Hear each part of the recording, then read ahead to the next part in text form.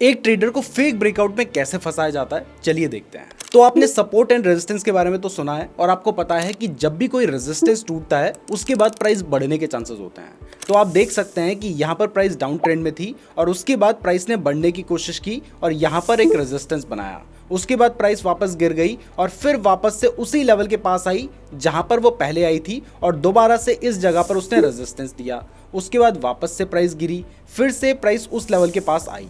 तो जब प्राइस इस लेवल के पास आएगी तो आप क्या करेंगे, आपने पहले से यहाँ पर एक लाइन खींच रखी होगी कुछ इस तरीके से। तो आपने इस तरीके से लाइन खींच दी। अब आप क्या करेंगे कि जैसे ही आपको दिखाई देगा कि प्राइस ने इस रेजिस्टेंस को ब्रेक कर दिया है, आपको यहाँ पर ये एक बड़ी वाली कैंडल दिखाई दे रही है जिसने इस रेजिस्टेंस को ब्रेक कर दिया है, तो आप इस कैंडल में या इसके बाद वाली कैंडल में बाय कर लेंगे। और जैसे ही आप बाय कर लेंगे उसके बाद प्राइस गिरने लग जाएगी और आपका लॉस हो जाएगा। और यही होता है फेक ब्रेकआउट। यानी यहाँ पर आपको जानबूझ के दिखाया गया कि एक बहुत बड़ा लेवल टूट चुका है। इवन मैं आपको दिखाऊं तो इस जगह पर शेयर की प्राइस ने पहले भी कई बार सपोर्ट लिया था और जब प्राइस सपोर्ट को ब्रेक करके नीचे आ जाती है तो वो उसका रेजिस्टेंस बन जाता है। तो यहाँ पर एक स्ट्रॉन्ग रेजिस्टेंस था और आपने देखा कि ये जो स्ट्रॉन्ग रेजिस्टेंस है ये तो टूट गया है और उसके बाद जाहिर सी बात है कि बहुत सारे लोग बाय करेंगे और यही तो ऑपरेटर्स चाहते हैं कि आप बाय करें। और जैसे ही इस लेवल के टूटने के बाद आपने बाय किया उसके बाद उन्होंने शॉर्ट करना शुरू कर दिया और आपको नुकसान हो गया। बट इस फेक ब्रेकआउट को आप पहचान सकते थे, इसके लिए बस आपको वॉल्यूम का यूज करना था। अब वॉल्यूम जो है वो आपको निफ्टी में नहीं दिखाई देता है, लेकिन निफ्टी के फ्यूचर्स में आप वॉल्यूम देख सकते हैं और हर स्टॉक में तो आपको वॉल्यूम देखने को मिलेगा ही।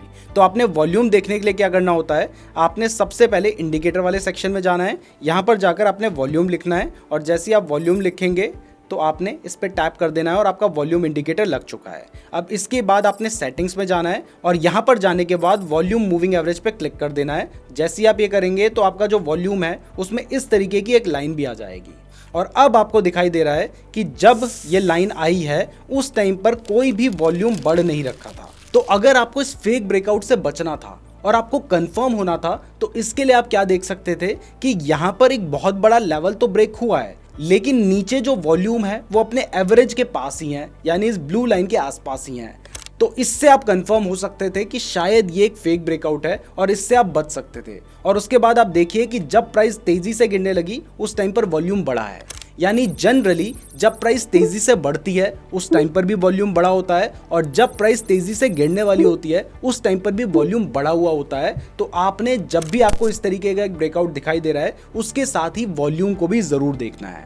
तो ये तो था फेक ब्रेकआउट को पहचानने का पहला तरीका। अब बात करते हैं सेकंड तरीके की, लेकिन उससे पहले अगर आप ट्रेडिंग के लिए बेस्ट डीमैट अकाउंट खुलवाना चाहते हैं जिसको मैं खुद भी यूज करता हूं तो मैंने आपको लिंक डिस्क्रिप्शन पे दे रखा है, अब वहां से अपना बिल्कुल फ्री डीमैट अकाउंट खुलवा सकते हैं। और हाँ, जो कुछ इस वीडियो में मैं आपको बता रहा हूँ वो आपका नुकसान होने से बचाने वाली है, तो इसके रिटर्न में आप इस वीडियो को लाइक तो कर ही सकते हैं और इसके साथ ही कमेंट करके भी जरूर बताना कि क्या आपके साथ कभी ऐसा हुआ है। और अब चलते हैं हमारे सेकंड तरीके की तरफ। तो कई बार आप देखते हैं कि मार्केट में एक रेजिस्टेंस पॉइंट है, जैसे यहाँ पर भी रेजिस्टेंस है, पूरा इस लेवल पे आपको रेजिस्टेंस देखने को मिल रहा है, यहाँ पर भी रेजिस्टेंस है और इस रेजिस्टेंस में जाने के बाद एक इस तरीके की रेड कलर की कैंडल बनती है।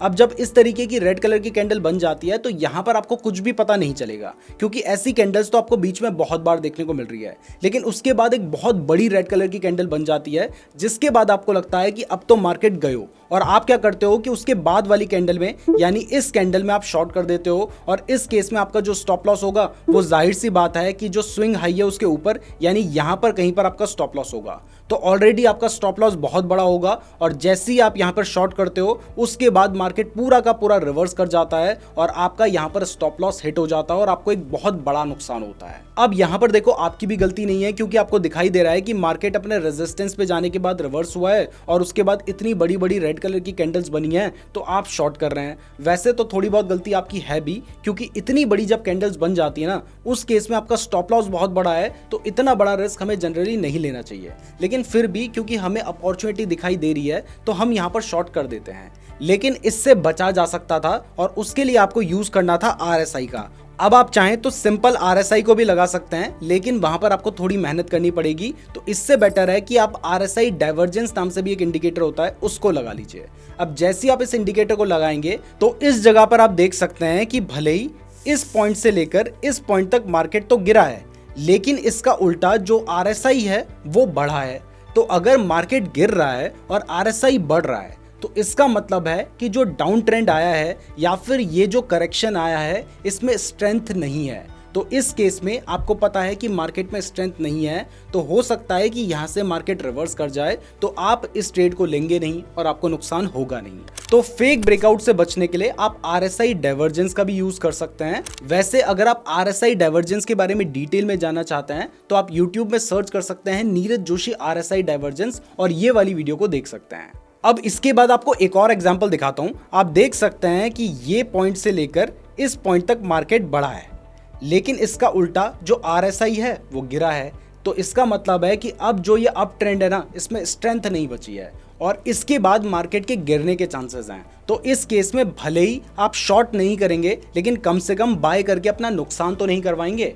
ऐसे ही नेक्स्ट एग्जांपल में आप यहाँ पर भी देख सकते हैं कि ये जो पॉइंट है, इस पॉइंट से लेकर इस पॉइंट तक मार्केट गिरा है, लेकिन RSI बढ़ रहा है। तो यहाँ पर शॉर्ट करना आपके लिए ठीक नहीं होगा और उसके बाद आप देख सकते हैं कि मार्केट यहाँ से वापस बढ़ गया था। तो इस तरीके से RSI डाइवर्जेंस का यूज करके आप फेक ब्रेकआउट से बच सकते हैं। अब इसके बाद नेक्स्ट तरीका बताने से पहले अगर आपने अभी तक हमारे चैनल को सब्सक्राइब नहीं किया है तो सब्सक्राइब जरूर कर लीजिएगा, क्योंकि अगर आप सब्सक्राइब नहीं करेंगे तो हो सकता है कि हमारी वीडियो आपको दोबारा कभी रिकमेंड ही ना हो। तो जो नेक्स्ट तरीका है फेक ब्रेकआउट से बचने का, वो है मल्टीपल टाइम फ्रेम में एक चार्ट को एनालाइज करना।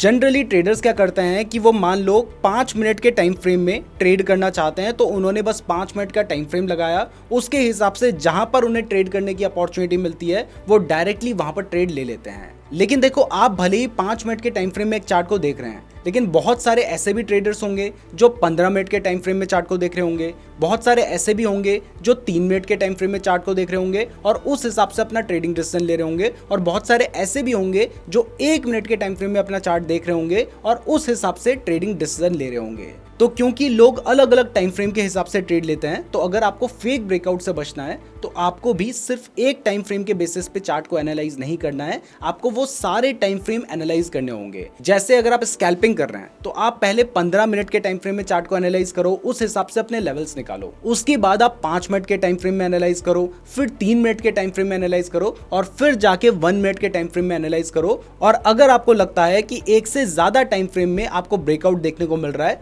तब जाकर अगर आप ट्रेड लेंगे तो आपके ट्रेड के सही निकलने के चांसेस बहुत ज्यादा होंगे। वैसे मैं जानता हूं कि आप में से बहुत सारे लोगों को पता ही नहीं होगा कि मल्टीपल टाइम फ्रेम में एक चार्ट को एनालाइज करना कैसे है, तो डोंट वरी, इसके ऊपर ऑलरेडी हमने एक वीडियो बना रखी है जिसका लिंक आपको डिस्क्रिप्शन में मिल जाएगा, या फिर यूट्यूब में सर्च कर लेना Neeraj Joshi multiple time frame.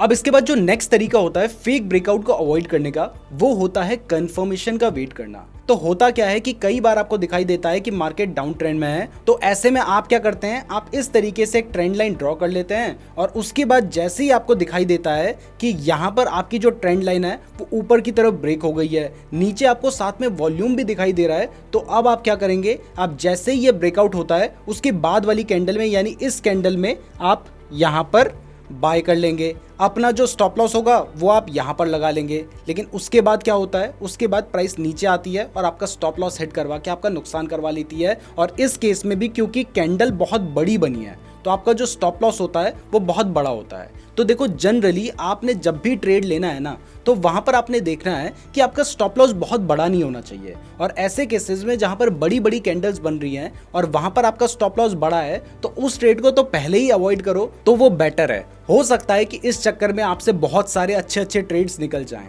लेकिन कम से कम नुकसान से तो बचे रहोगे ना। भले ही थोड़ा सा आपको पछतावा रहेगा कि यार वो ट्रेड निकल गया, लेकिन अगर हर ट्रेड को लेने लग गए तो फिर कुछ ट्रेड्स के निकलने से जो आपने प्रॉफिट नहीं कमाया था ना, वो तो छोड़ो, जो आपने कमा रखा था और जो आपकी कैपिटल है वो सारी की सारी चली जाएगी।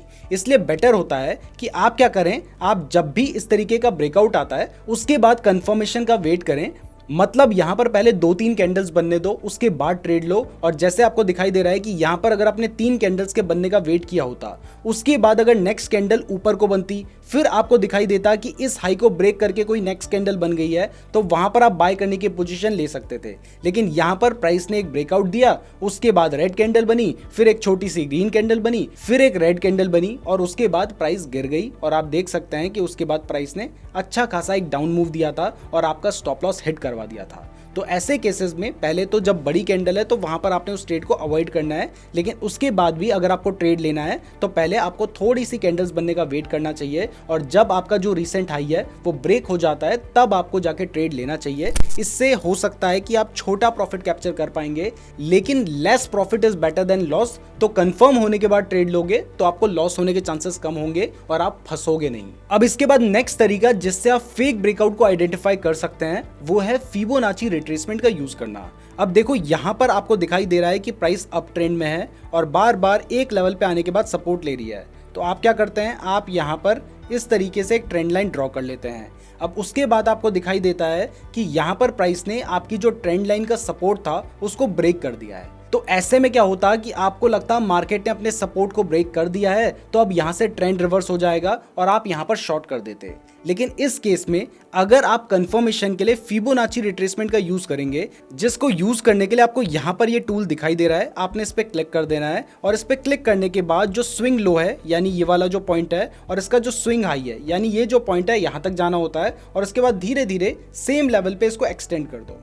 जब इस तरीके से आप एक्सटेंड कर देते हैं तब आपको देखना है कि अगर प्राइस ये जो 0.382 का लेवल है इससे नीचे आती है तभी आप मान सकते हैं कि यहां पर जो ट्रेंड है वो रिवर्स हो गया है। लेकिन अगर प्राइस अभी इससे ऊपर के ही लेवल पर है तो आपको ऐसे केसेस में शॉर्ट नहीं करना है, क्योंकि उसके बाद वापस से प्राइस बढ़ने के बहुत ज्यादा चांसेस होते हैं। तो आप देख सकते हैं कि यहां पर जो प्राइस है वो 0.236 के लेवल पे आने के बाद वापस से ऊपर बढ़ने लग गई थी, तो यहां पर ये एक ट्रेंड रिवर्सल नहीं था। यानी प्राइस जब 0.382 के लेवल के नीचे आती है तभी आपको शॉर्ट करना चाहिए। उससे पहले अगर आप शॉर्ट करोगे तो आपको बहुत सारे फेक ट्रेड्स मिलेंगे जिनमें आपका बहुत सारा नुकसान हो जाएगा।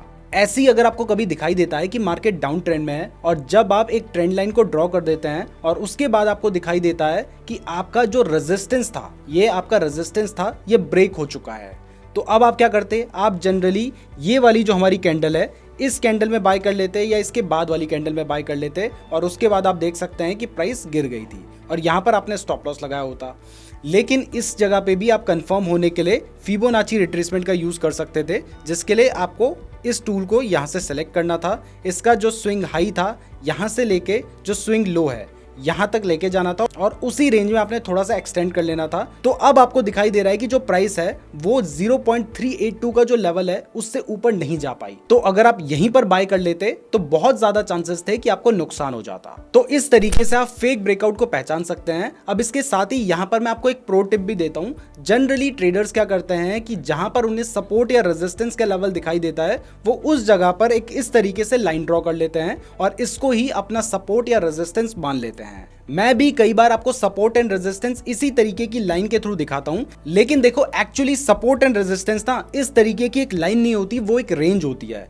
तो उसको अगर आप एक लाइन के थ्रू मेंशन करने की जगह अगर आप पैरेलल चैनल का यूज करेंगे तो इस तरीके से आप एक रेंज ड्रॉ कर सकते हैं। तो यहां पर आपको दिखाई दे रहा है कि यहां पर हमने एक लाइन ड्रॉ की और अब इसको थोड़ा सा ऐसे एक्सटेंड कर दोगे तो अब ये आपकी एक रेंज बन चुकी है। तो आप सपोर्ट एंड रेजिस्टेंस को एक रेंज की तरह समझे, ना कि एक लाइन की तरह।